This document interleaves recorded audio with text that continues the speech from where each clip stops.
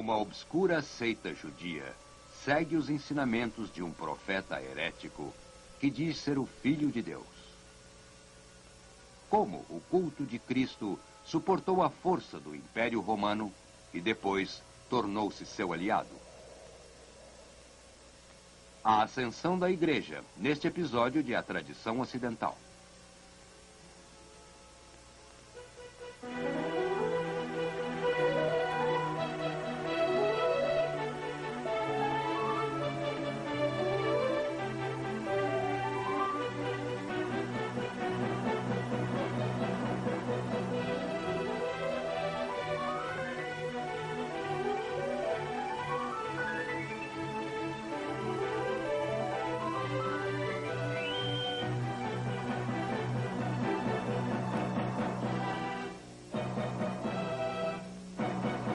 E agora o professor da Universidade da Califórnia, Eugene Weber, em sua jornada através da história da civilização ocidental.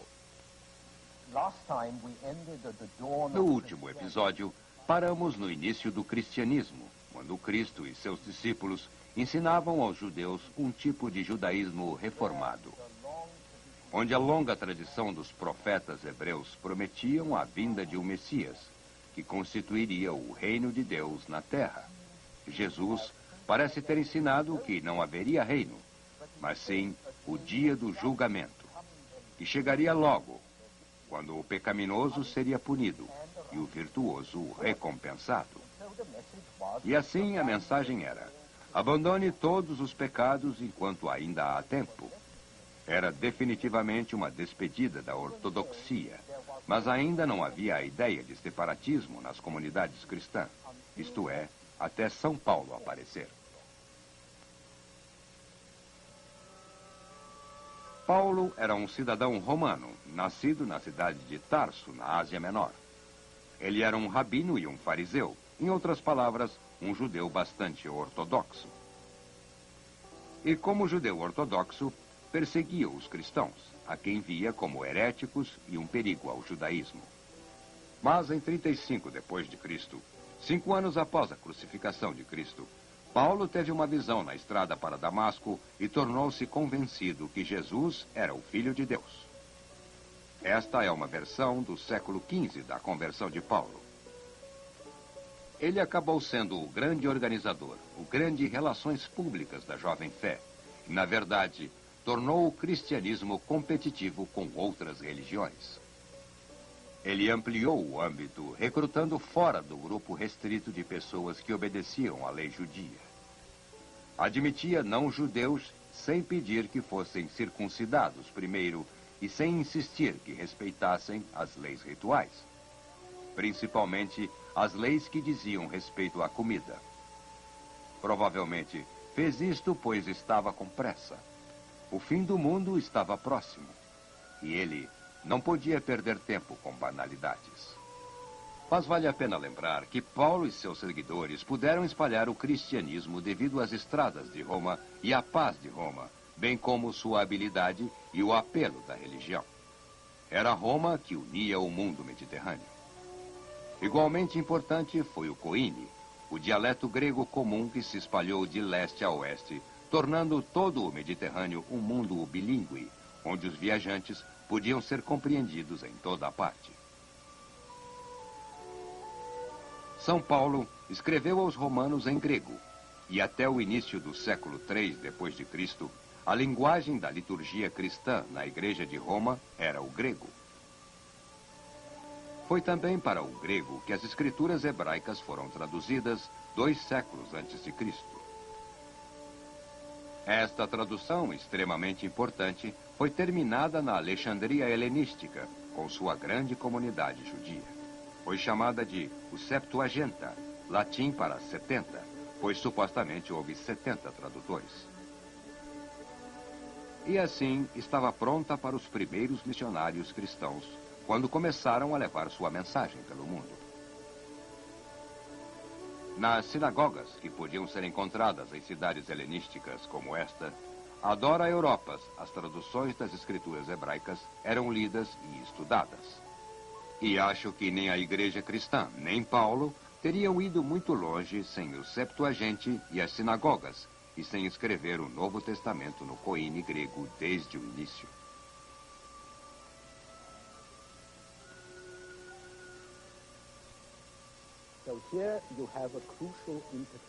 Portanto, há uma conexão crucial de fatores. Primeiro, a conquista do Império Romano, que uniu o mundo mediterrâneo. Segundo, a criação helenística de uma linguagem comum para este mundo. Ambos eram pré-condições para o avanço do cristianismo. Entretanto, com o passar do tempo, os judeus tornaram-se cada vez mais hostis aos cristãos, e os cristãos também tornaram-se mais hostis aos judeus. Para os judeus, os cristãos eram hereges. Aos cristãos, os judeus eram obstinadamente cegos ao que era tão evidente e tão sagrado. E assim, o cristianismo separou-se do judaísmo. Abandonou a trilha relativamente direta do pensamento religioso judeu e, indo para o Oriente, pelas margens do Mediterrâneo, começou a apelar a um novo público e a desenvolver uma teologia própria. Este avanço do cristianismo foi fomentado na segunda metade do século I por uma grande revolta dos judeus contra Roma e uma onda de antissemitismo que varreu o leste na mesma época. Mas o general romano Tito sufocou a revolta e saqueou o templo judeu em Jerusalém em 70 d.C. Esta é a procissão romana com os despojos de Jerusalém. Nessa época, os cristãos ainda eram uma seita judia e foram afetados emocionalmente pela derrota humilhante. Mas então duas coisas aconteceram. Por um lado, muitos cristãos tinham um ódio intrínseco do poder secular.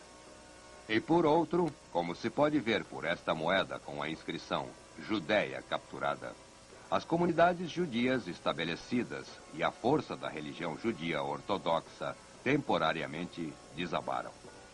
Assim, foi fácil para os cristãos se liberarem.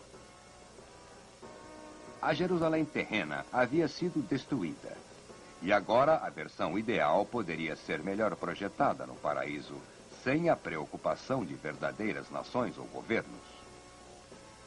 O resultado de tudo isso pode ser encontrado na sugestão feita por Origen, um professor cristão que viveu na Alexandria no século III. Origen escreveu que cristãos não devem tomar parte no governo dos estados e sua única preocupação deve ser a nação divina, isto é, a igreja. Alguns religiosos foram ainda mais longe, negando o mundo e seu próprio corpo, que na dicotomia entre espírito e carne obteve um distante segundo lugar.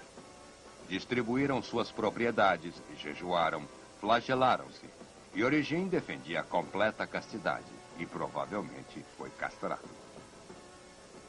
Se a igreja tivesse cedido a Origen, sua história teria terminado ali. Mas, felizmente, São Paulo sugeriu que era melhor casar do que queimar.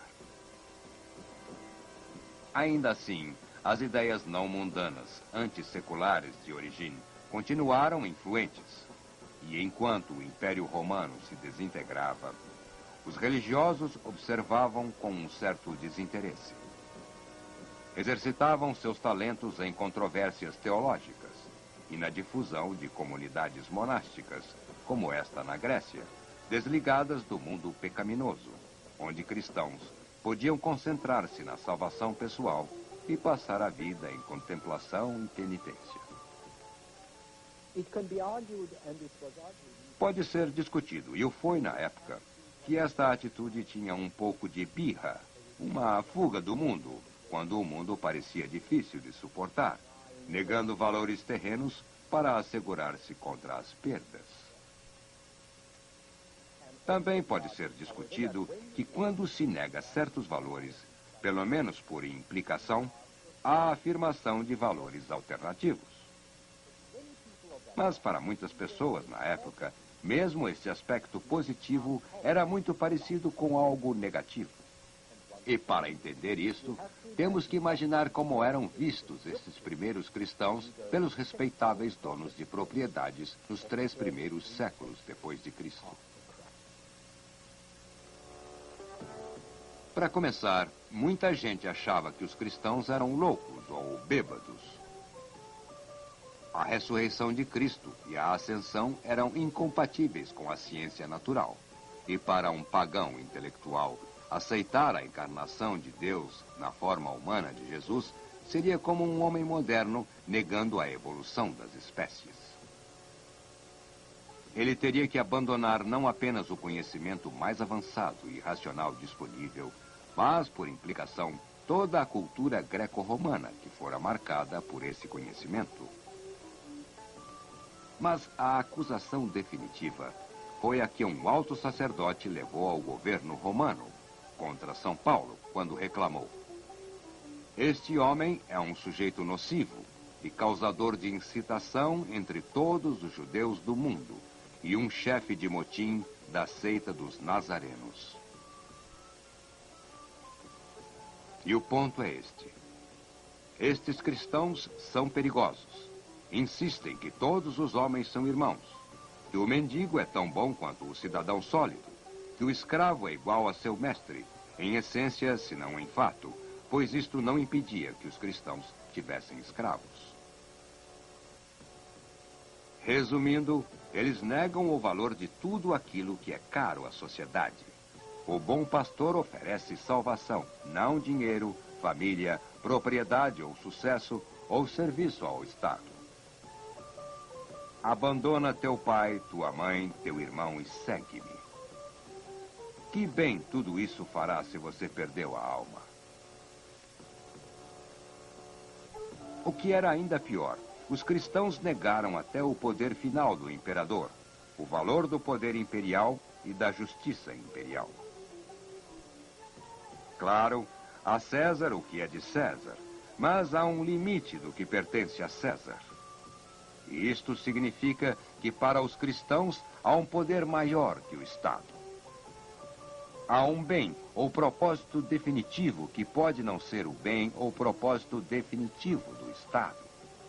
E este propósito, o propósito de Deus entrar em atrito com o de César, não há dúvida de qual deles os cristãos seguirão. Pense um pouco no caráter revolucionário de tais ideias sendo difundidas numa sociedade onde o valor material reina supremo. Ideias que agradavam os proletários, principalmente perto dos portos e das cidades do Levante. É uma sociedade onde deuses, como Diana aqui, eram antropomórficos, com forma e personalidade humanas. Onde o imperador era Deus, onde a unidade imperial clamava mais e mais pela unidade religiosa e pela subordinação de opiniões privadas ao Estado.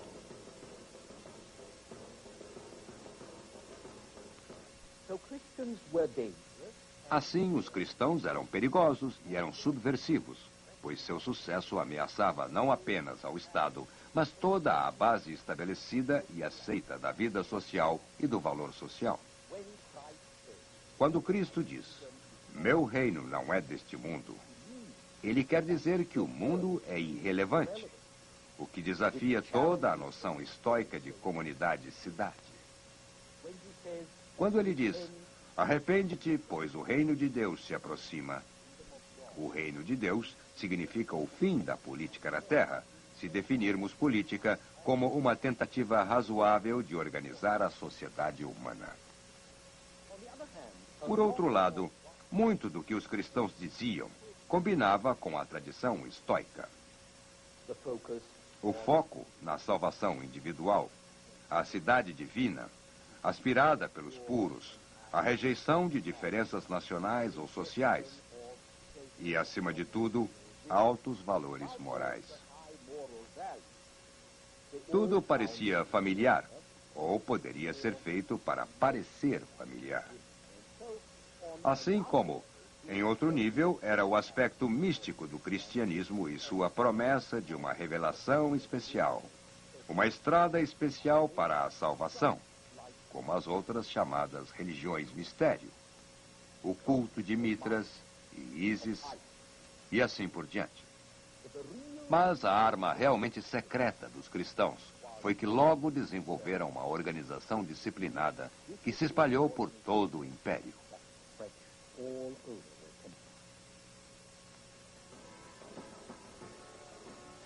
Tudo começou com o fato de que os cristãos tinham um livro, a Bíblia, cheia de potentes promessas e histórias de milagres que trazia os contos confirmados por pessoas que eram praticamente contemporâneas.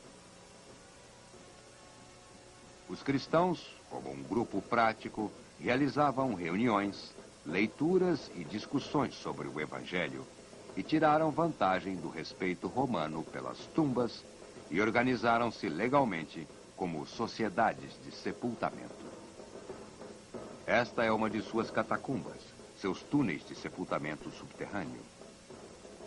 Isto significa que, mesmo quando as autoridades perseguiam os cristãos, geralmente respeitavam as catacumbas, pelo menos até o século III, quando os cristãos já estavam bem organizados.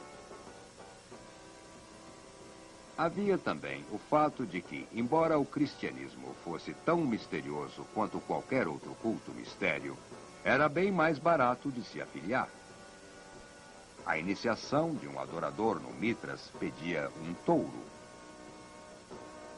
Iniciação para o culto de Ísis pedia uma série de presentes e sacrifícios. Mas, se você quisesse adorar a Cristo, não havia despesas iniciais, e a maioria das reuniões da igreja eram como piqueniques da escola dominical. Era agradável e era econômico. Mas, se você quisesse, e provavelmente iria querer, poderia doar óbolos à igreja. No século III, a igreja estava rica. Doação de óbolos era uma transferência criteriosa de capital deste mundo para o outro, um tipo de seguro contra incêndio.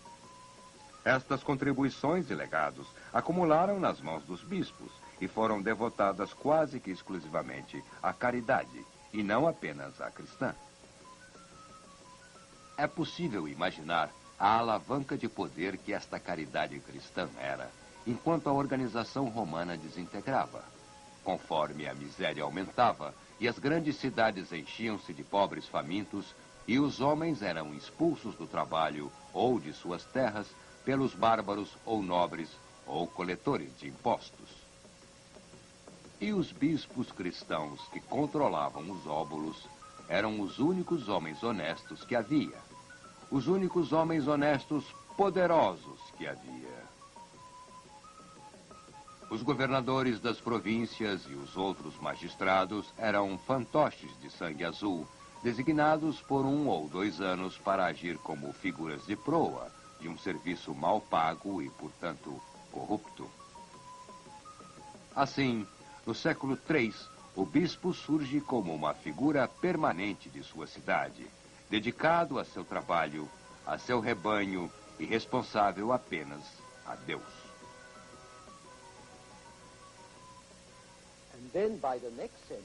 No século seguinte, ele oferece algo que todos querem, um acerto grátis, rápido, não corrupto de litígios por arbitragem.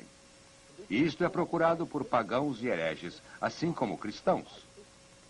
Assim, a igreja torna-se uma força a ser considerada até no século IV ser oficialmente reconhecida pelo Estado romano.